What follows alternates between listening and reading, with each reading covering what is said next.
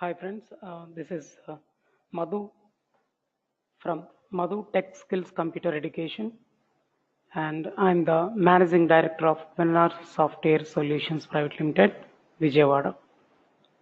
Today, I would like to give the brief introduction about Python. So let us start. So I'll start my class, my introduction class, with a question called, what is Python? Python is just like other languages, it is also a language which is used to develop different types of softwares.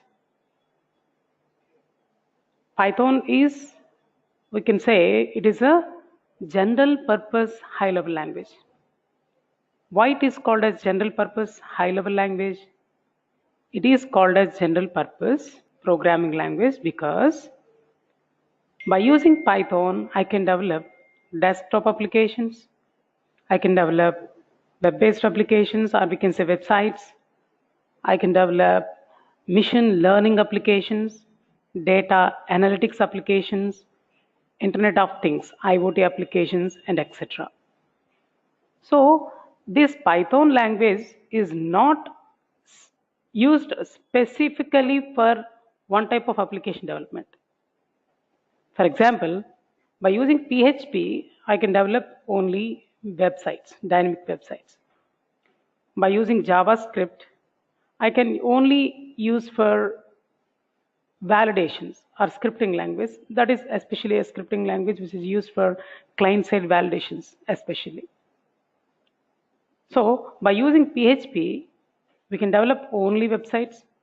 By using JavaScript, we mainly use for client-side validations and etc. Comes to HTML, HTML is only used to design the web pages, and we have an old language called COBOL, Common Business Oriented Language. That is also one language, but it is only used to develop business applications. So HTML, JavaScript, PHP, COBOL. All these languages are specific purpose, not general purpose. But comes to Python, it is a general purpose programming language, which means by using it, I can develop different types of applications, not specifically for one type of application development. Next, why it is called as high level language? Simple answer. If you write programs in Python, we use English words, English letters, alphabets. So it is easy to write, easy to understand, and easy to debug the errors. Debugging means identifying errors, correcting those errors, rectifying those errors is called debugging. So writing program becomes easy because you are writing in a English by using alphabets. Okay, and understanding is also easy, and identification of errors and rectifying errors also becomes easy. Such type of languages are called as high level languages. We know that C, C++, Java, COBOL, PHP, JavaScript, HTML, all these are comes under high level. Next, Python is very easy language. Yes, definitely. Python is the very easiest programming language compared with other languages like C++, Java, .NET, and etc. etc. etc. Even anybody means first class person, first class guy can learn even Python. It is very easy compared with other languages. Next, Python name was taken by a popular TV show called Monty Python's Flying Circus. Monty Python's Flying Circus is a TV show, a comedy TV show, just like Jabardast TV show in Andhra, that is Telugu show. It is very popular in Andhra Pradesh, Jabardast. Like that, in Netherlands, it is very popular TV show, comedy show. The show name is Monty Python's Flying Circus.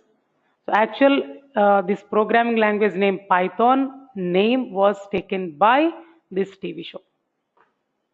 Okay.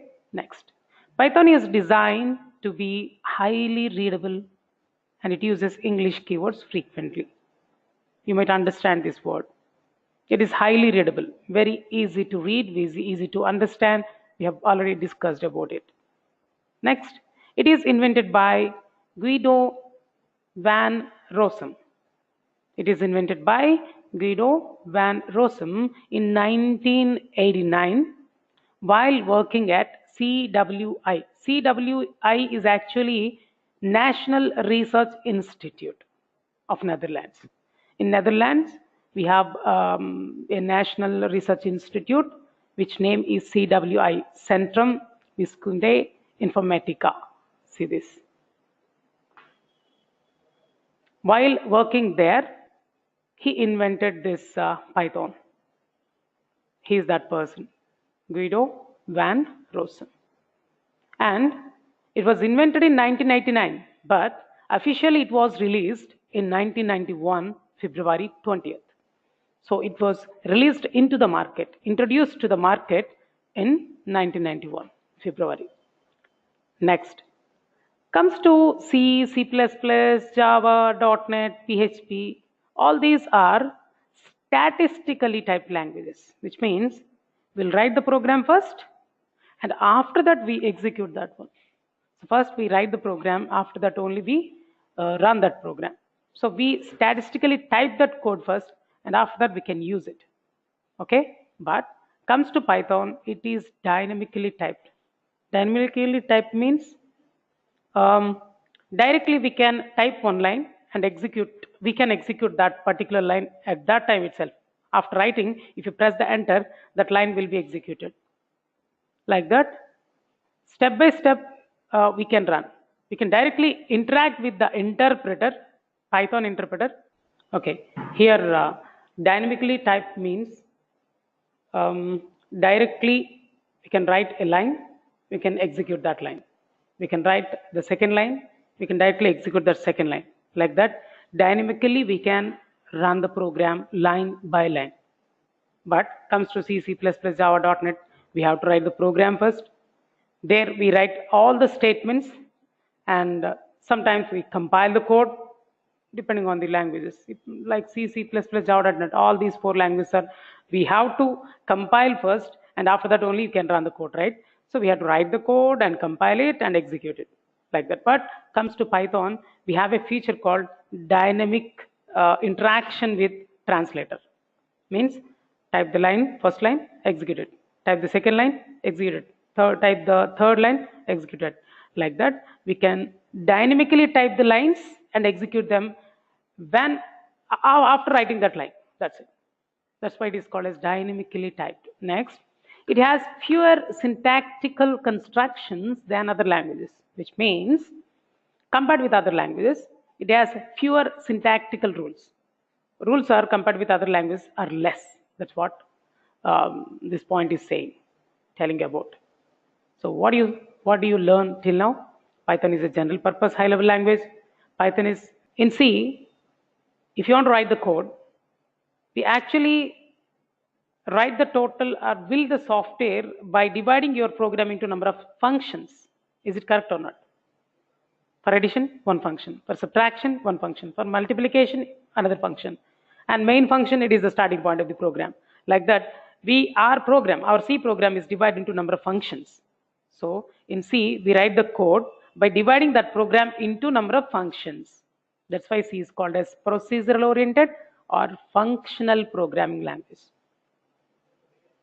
Python. By using Python also, you can write the programs like dividing the total task or total program or total software into number of functions. That's why Python is also called as procedural oriented or functional programming language. See this?